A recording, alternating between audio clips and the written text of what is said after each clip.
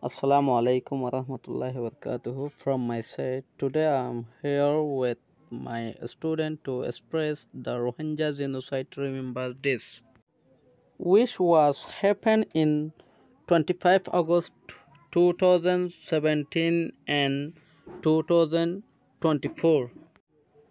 I am raising this voice to the international community from the world's largest refugee camp of Bangladesh.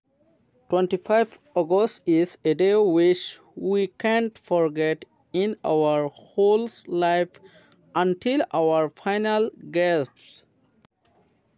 This is the day we were violently driven out by the oppressive Myanmar government, and also today is day in which we have lost everything our parents, brothers and sisters were internationally murdered, burnt, killed and arrested by Myanmar government.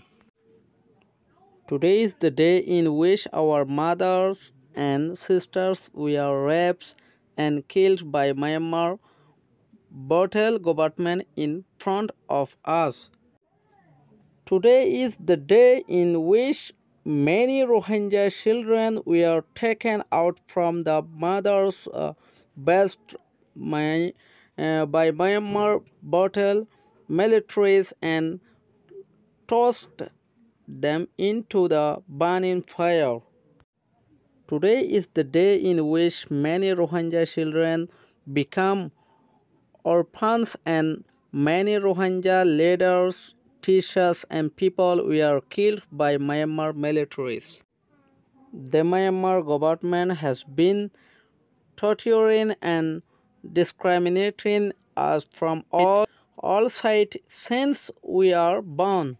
Assalamu alaikum warahmatullahi wabarakatuh.